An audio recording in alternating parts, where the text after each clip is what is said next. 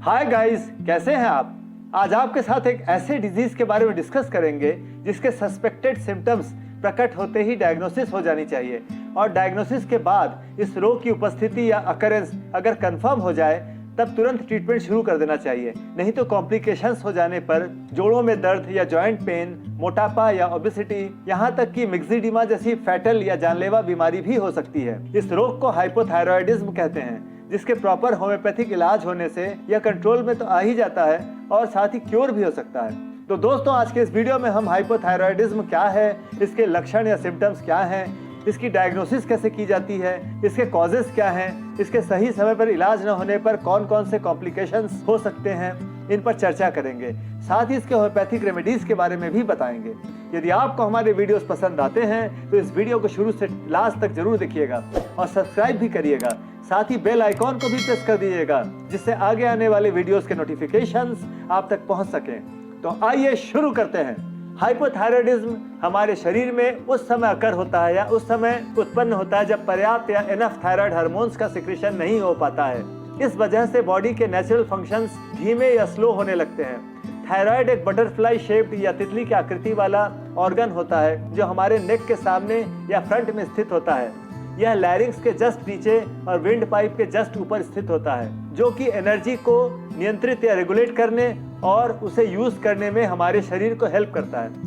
Thyroid हमारे शरीर के मोस्टली सभी ऑर्गन्स को एनर्जी प्रोवाइड करने का काम करता है। यह शरीर के फंक्शंस जैसे दिल की गति या हार्ट बीट्स कैसे वर्क करता है या फिर डाइजेस्टिव सिस्टम या पाचन तंत्र कैसे काम करता है, उन्हें भी कंट्रोल करता है। थायराइड से निकलने वाले हार्मोन के सही अमाउंट में सिक्रीशन न होने से शरीर की नॉर्मल फंक्शनिंग धीमी या स्लो डाउन होने लगती है। हाइपोथायरॉयडिज्म मेल्स के कंपैरिजन में फीमेल्स को ज्यादा होता है और कॉमनली 60 वर्ष के ऊपर के पर्सन्स को अफेक्ट करता है। पर यह बात जरूरी नहीं है, यह किसी भी एज के व्यक्ति को हो सकता है या मेल्स और फीमेल्स दोनों को ही हो सकता है। एज का भी कोई खास इशू नहीं होता है, यह बच्चे, जवान और बूढ़े किसी को भी हो सकता है। जैसा कि हम अपने पिछले वीडियो जिसमें हाइपरथायरॉयडिज्म या ओवर एक्टिव थायराइड के बारे में डिस्कस किया था, ब्लड में टीएसएच जिसे थायराइड स्टिमुलेटिंग हार्मोन या थायरोट्रोपिक हार्मोन या थायरोट्रोपिन भी कहते हैं, उसके सिक्रीशन में इम्बैलेंस होने पर, साथ ही थायराइड ग्लैंड से सिक्रीट होने वाले हार्मोन्स T3 और T4 के अंडर सिक्रीशन या सिक्रीशन में इम्बैलेंस होने पर हाइपोथायरॉयडिज्म नामक डिजीज होता है।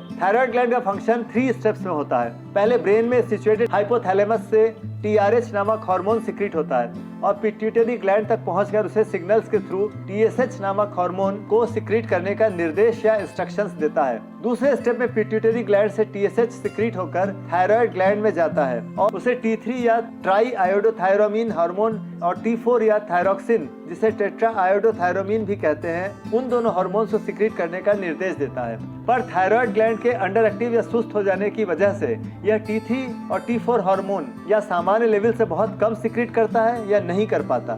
थर्ड स्टेप या तीसरे स्टेप में T3 T4 हार्मोन जब ब्लड में अप्रोप्रिएट लेवल तक सिक्रीट होते हैं तो शरीर के वेरियस ऑर्गन्स की फंक्शनिंग रेगुलेट होती है। पर T3 T4 का सिक्रीशन राइट लेवल या ऑप्टिमम लेवल तक न होने पर शरीर के बहुत से ऑर्गन्स जैसे हार्ट, ब्रेन, मसल्स, स्किन आदि की फंक्शनिंग और मेटाबॉलिक एक्टिविटीज बाधित होती है या स्लो हो जाती है, बहुत स्लगिश हो जाती है, जिससे TSH लेवल शरीर के अंदर बढ़ जाता है और हाइपोथायरॉयडिज्म के सिम्टम्स अपीयर होने लगते हैं। कभी कभी T3 T4 का लेवल नॉर्मल रेंज में होने के बावजूद भी TSH का सिक्रीशन नॉर्मल लेवल से ज्यादा होने लगता है और उसकी वजह से भी हाइपोथायरॉयडिज्म हो जाता है। TSH एक ग्लाइकोप्रोटीन हार्मोन होता है जो कि पिट्यूटरी ग्लैंड के एंटीरियर पोर्शन से सिक्रीट होने वाला एक प्राइमरी स्टिमुलस या उत्प्रेरक है जो थायराइड ग्लैंड द्वारा थायराइड हार्मोन के प्रोडक्शन के लिए रिस्पॉन्सिबल होता है। तो आइए अब हाइपोथायरॉयडिज्म के सिम्टम्स के बारे में बात करते हैं। इसके बहुत सारे सिम्टम्स हो सकते हैं, जिनमें से कुछ ऐसे होते हैं जिन्हें हम नॉर्मली एक कॉमन सिम्टम की तरह से समझते हैं और हाइपोथायरॉयडिज्म के डायरेक्शन में जल्द नहीं सोच पाते।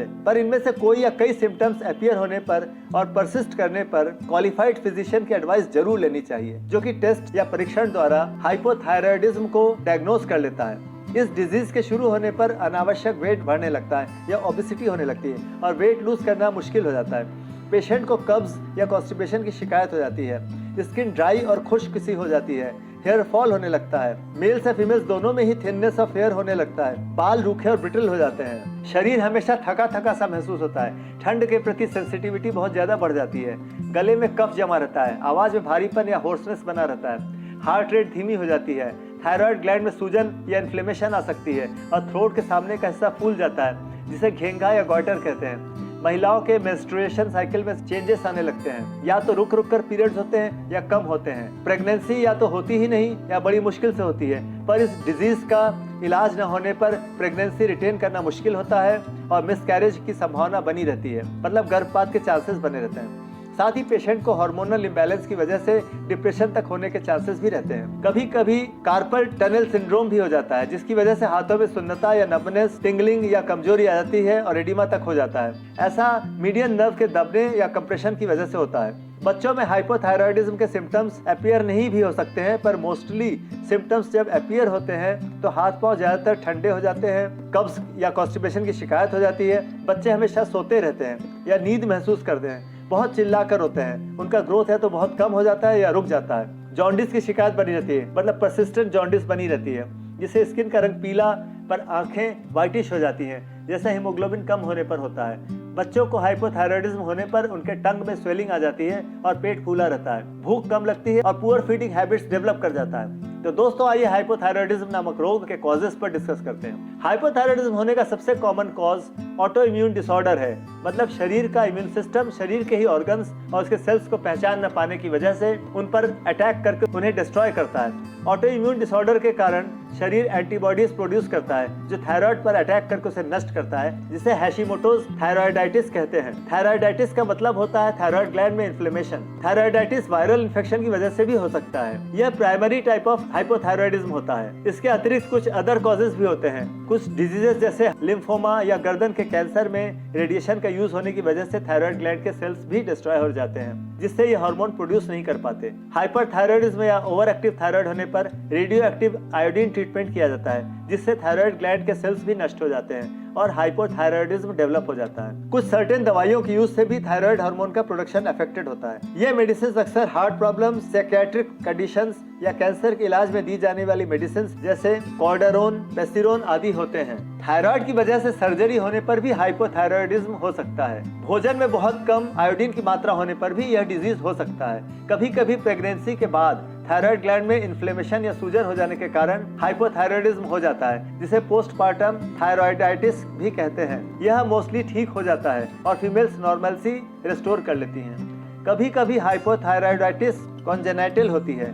जन्म से ही बच्चों में थायराइड का डेवलपमेंट ठीक न होने के कारण उसकी फंक्शनिंग ठीक नहीं होती, जिससे यह डिफेक्ट आ जाता है और उन्हें हाइपोथायराइडिज्म हो जाता है। पिट्यूटरी ग्लैंड में डिसऑर्डर होने के कारण भी टीएसएच का सिक्रेशन सामान्य नहीं हो पाता है और थायराइड ग्लैंड यह डिकोड नहीं कर पाता कि T3 और T4 हार्मोन कितना सिक्रेट किया जाए और यह हाइपोथायराइडिज्म को क्रिएट करता है। इस तरह के सिम्टम्स को सेकेंडरी हाइपोथायराइडिज्म कहते हैं। ब्रेन के हाइपोथैलेमस से टीआरएच नामक हार्मोन का सिक्रेशन सफिशिएंट न होने पर भी पिट्यूटरी ग्लैंड से सफिशिएंट टीएसएच नहीं सिक्रेट हो पाता है, जिससे यह डिजीज हो जाता है। इसे टर्शियरी हाइपोथायराइडिज्म कहते हैं। तो आइए अब हाइपोथायराइडिज्म के डायग्नोसिस पर डिस्कस करते हैं, जिसे जानना बहुत ही जरूरी है, जिससे इस डिजीज का पता लगाया जा सकता है। ब्लड टेस्ट द्वारा ही इस डिजीज का पता चलता है, जिसमें मेनली टीएसएच और T4 के सिक्रेशन का लेवल पता किया जाता है। साथ ही T3 का लेवल भी एग्जामिन किया जाता है। टीएसएच का नॉर्मल रेंज 0.40 से 4.50 मिली इंटरनेशनल यूनिट्स पर लीटर ऑफ ब्लड होता है। इससे ज्यादा होने पर हाइपोथायराइडिज्म के सिम्टम्स आने लगते हैं।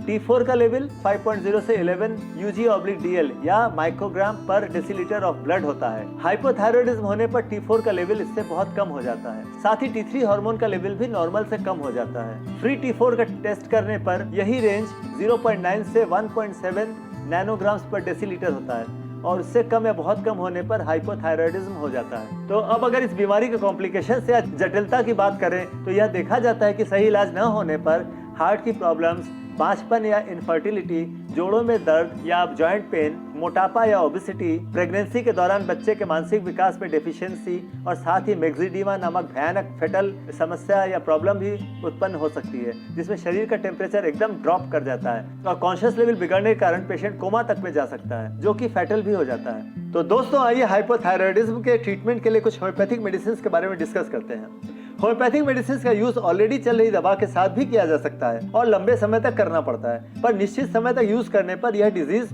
पूरी तरह से क्योर भी हो सकती है और लाइफ लॉन्ग मेडिकेशन से बचा जा सकता है। तो दोस्तों पहली मेडिसिन है थायराइडिनम। जब पेशेंट का मेंटल या मानसिक डेवलपमेंट और शारीरिक ग्रोथ रुक जाए, एक्सेसिव ओबेसिटी या मोटापा हो जाए, पेशेंट को मीठी चीजें खाने का ज्यादा शौक हो जाए, तो ये सब थायराइडिनम के मार्क्ड सिम्टम्स हैं। इस दवा की हायर पोटेंसी या 1 mg की 3 रिपीटेड डोजेस देकर या डेली एक डोज 3 दिन तक लगातार देकर फिर रिपीट नहीं करना चाहिए और 15 दिन तक वेट करना चाहिए, उसके बाद ही रिपीट करना चाहिए। दूसरी बहुत ही कारगर और सिग्निफिकेंट दवा है कैलियम आयोडेटम। फीमेल्स के लेट और प्रोफ्यूज मेंसेस हो, मतलब मेंस्ट्रुअल डिसऑर्डर्स हो, खांसी बनी रहती हो, थायराइड ग्लैंड में हार्डनेस हो और सूजन भी हो, हड्डियों और जोड़ों में दर्द हो, तो कैली आयोडेटम का बहुत ही अच्छा रोल होता है। साथ ही रेडिएशन की वजह से हाइपोथायराइडिज्म अगर डेवलप कर जाए तो उसमें भी यह कारगर साबित होता है। इसकी 3x दिन में 3-4 बार देने से जल्द आराम मिलता है। तीसरी दवा है कैलियम कार्ब। जनरल डिप्रेशन हो जो कि हाइपोथायराइडिज्म के कारण डेवलप होता है या अक्सर हो जाता है, उससे यह बचाता है। थायराइड के असामान्य या एबनॉर्मल होने पर या इम्परफेक्ट हो जाने पर या थायराइड के फंक्शन के कंप्लीट लॉस हो जाने पर कैलियम कार्ब के रेगुलर यूज से रिलीफ मिलने लगता है। ध्यान रहे इसका यूज गाउट या गठिया के पेशेंट्स और ट्यूबरकुलोसिस के रोगियों को ज्यादा रिपीट करके नहीं देना चाहिए। चौथी दवा है बेराइटा आयोडेटम। जब थायराइडाइटिस हो, मतलब थायराइड में सूजन हो या इन्फ्लेमेशन हो और साथ ही टॉन्सिल में भी सूजन हो, तो इसका बहुत इफेक्टिव रोल होता है। लिम्फेटिक सिस्टम पर इसका सिग्निफिकेंट या मार्क्ड रोल होता है। इसकी 3x पोटेंसी दिन में 3-4 बार देनी चाहिए और आराम न मिलने तक देते रहना चाहिए। तो दोस्तों आपको हमारे वीडियो पसंद आया हो तो इसे अपने फैमिली और फ्रेंड सर्कल में जरूर शेयर करिएगा और कोशिश करिएगा कि कम से कम 10 लोगों तक आप ये वीडियो पहुंचा सकें ताकि वे भी इसका बेनिफिट ले सकें। तो आज का वीडियो बस यहीं तक। नमस्कार।